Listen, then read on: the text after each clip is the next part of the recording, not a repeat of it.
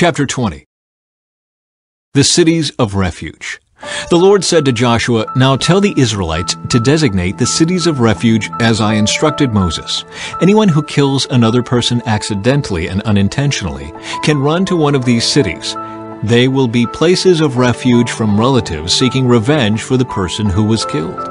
Upon reaching one of these cities, the one who caused the death will appear before the elders at the city gate and present his case. They must allow him to enter the city and give him a place to live among them. If the relatives of the victim come to avenge the killing, the leaders must not release the slayer to them, for he killed the other person unintentionally and without previous hostility.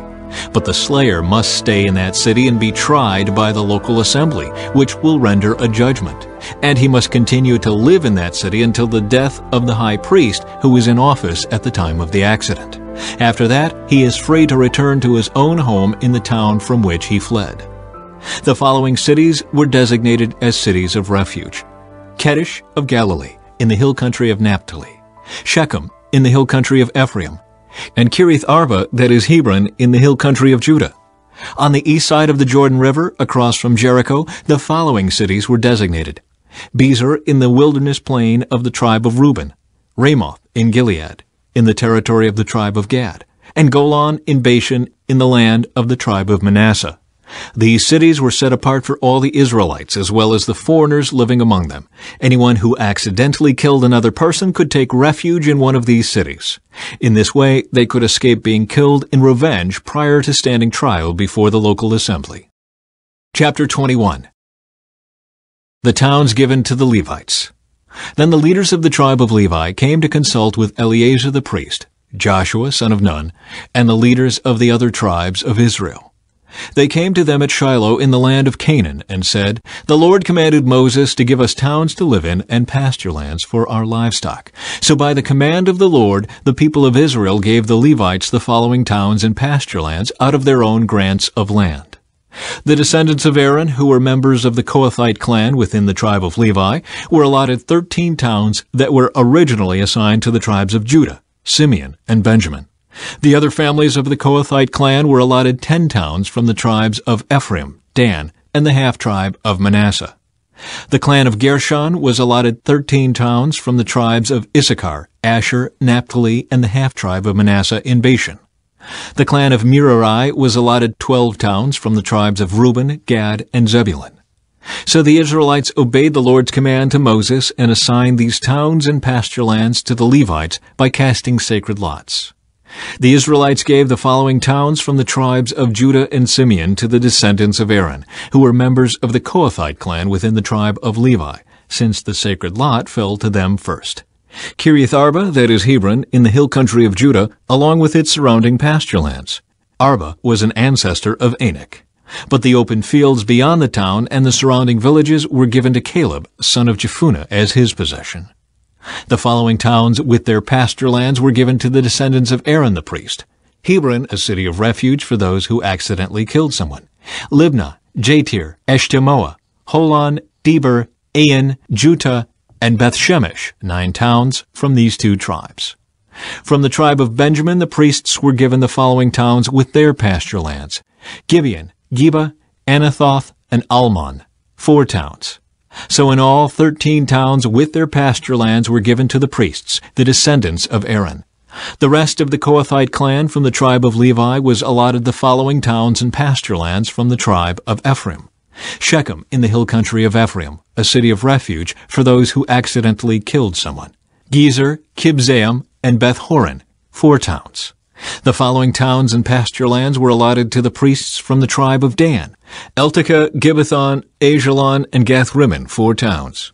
The half-tribe of Manasseh allotted the following towns with their pasture lands to the priests: Taanach and Gath-rimmon, 2 towns. So in all, 10 towns with their pasture lands were given to the rest of the Kohathite clan. The descendants of Gershon, another clan within the tribe of Levi, received the following towns with their pasture lands from the half-tribe of Manasseh: Golan in Bashan, a city of refuge for those who accidentally killed someone, and Beeshterah, 2 towns. From the tribe of Issachar they received the following towns with their pasture lands: Kishan, Debereth, Jarmuth, and En-gannim, 4 towns. From the tribe of Asher, they received the following towns with their pasture lands: Mishael, Abdon, Hilkath, and Rehob, 4 towns. From the tribe of Naphtali, they received the following towns with their pasture lands: Kedesh in Galilee, a city of refuge for those who accidentally killed someone; Hamath-dor, and Kartan, 3 towns. So in all 13 towns with their pasture lands were allotted to the clan of Gershon. The rest of the Levites, the Merari clan, were given the following towns with their pasture lands from the tribe of Zebulun: Jokneam, Karta, Dimnah, and Nahalal, 4 towns. From the tribe of Reuben they received the following towns with their pasture lands: Bezer, Jahaz, Kedemoth, and Mephaath, 4 towns. From the tribe of Gad they received the following towns with their pasture lands: Ramoth in Gilead, a city of refuge for those who accidentally killed someone; Mahanaim, Heshbon, and Jazer, 4 towns. So in all, 12 towns were allotted to the clan of Merari. The total number of towns and pasture lands within Israelite territory given to the Levites came to 48. Every one of these towns had pasture lands surrounding it. So the Lord gave to Israel all the land he had sworn to give their ancestors, and they took possession of it and settled there. And the Lord gave them rest on every side, just as he had solemnly promised their ancestors. None of their enemies could stand against them, for the Lord helped them conquer all their enemies. Not a single one of all the good promises the Lord had given to the family of Israel was left unfulfilled. Everything he had spoken came true. Chapter 22. The eastern tribes return home. Then Joshua called together the tribes of Reuben, Gad, and the half-tribe of Manasseh. He told them, "You have done as Moses, the servant of the Lord, commanded you, and you have obeyed every order I have given you. During all this time you have not deserted the other tribes. You have been careful to obey the commands of the Lord your God right up to the present day. And now the Lord your God has given the other tribes rest, as he promised them. So go back home to the land that Moses, the servant of the Lord, gave you as your possession on the east side of the Jordan River. But be very careful to obey all the commands and the instructions that Moses gave to you. Love the Lord your God, walk in all his ways, obey his commands, hold firmly to him, and serve him with all your heart and all your soul." So Joshua blessed them and sent them away, and they went home. Moses had given the land of Bashan east of the Jordan River to the half-tribe of Manasseh. The other half of the tribe was given land west of the Jordan. As Joshua sent them away and blessed them, he said to them, "Go back to your homes with the great wealth you have taken from your enemies, the vast herds of livestock, the silver, gold, bronze, and iron, and the large supply of clothing. Share the plunder with your relatives." So the men of Reuben, Gad, and the half-tribe of Manasseh left the rest of Israel at Shiloh in the land of Canaan. They started the journey back to their own land of Gilead, the territory that belonged to them according to the Lord's command through Moses. The eastern tribes build an altar. But while they were still in Canaan, and when they came to a place called Gililoth near the Jordan River, the men of Reuben, Gad, and the half-tribe of Manasseh stopped to build a large and imposing altar. The rest of Israel heard that the people of Reuben, Gad, and the half-tribe of Manasseh had built an altar at Gililoth at the edge of the land of Canaan on the west side of the Jordan River.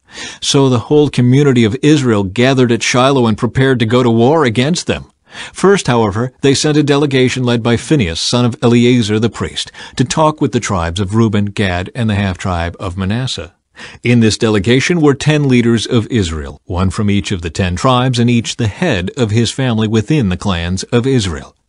When they arrived in the land of Gilead, they said to the tribes of Reuben, Gad, and the half-tribe of Manasseh, "The whole community of the Lord demands to know why you are betraying the God of Israel.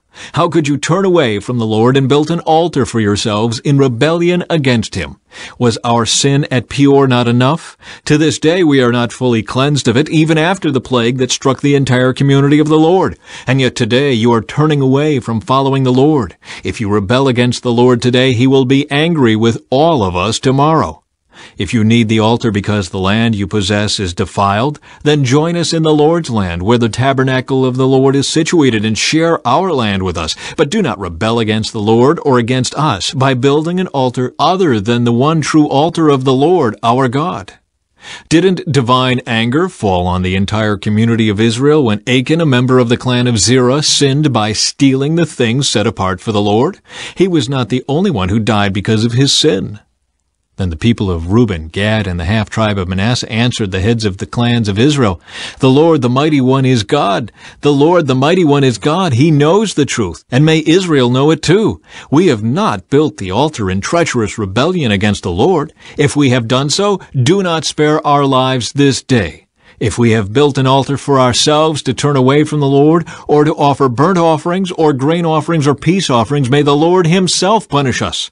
The truth is, we have built this altar because we fear that in the future your descendants will say to ours, 'What right do you have to worship the Lord, the God of Israel?' The Lord has placed the Jordan River as a barrier between our people and you people of Reuben and Gad. You have no claim to the Lord, so your descendants may prevent our descendants from worshiping the Lord." So we decided to build the altar, not for burnt offerings or sacrifices, but as a memorial. It will remind our descendants and your descendants that we too have the right to worship the Lord at his sanctuary with our burnt offerings, sacrifices, and peace offerings. Then your descendants will not be able to say to ours, "You have no claim to the Lord."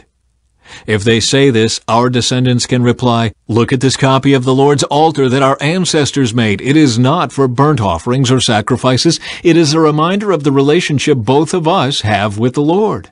Far be it from us to rebel against the Lord or turn away from him by building our own altar for burnt offerings, grain offerings, or sacrifices.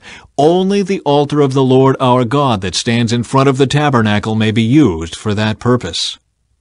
When Phinehas the priest and the leaders of the community, the heads of the clans of Israel, heard this from the tribes of Reuben, Gad, and the half-tribe of Manasseh, they were satisfied. Phinehas, son of Eleazar the priest, replied to them, "Today we know the Lord is among us, because you have not committed this treachery against the Lord as we thought. Instead, you have rescued Israel from being destroyed by the hand of the Lord." Then Phinehas, son of Eleazar the priest, and the other leaders left the tribes of Reuben and Gad in Gilead, and returned to the land of Canaan to tell the Israelites what had happened. And all the Israelites were satisfied and praised God, and spoke no more of war against Reuben and Gad. The people of Reuben and Gad named the altar Witness, for they said, "It is a witness between us and them that the Lord is our God too."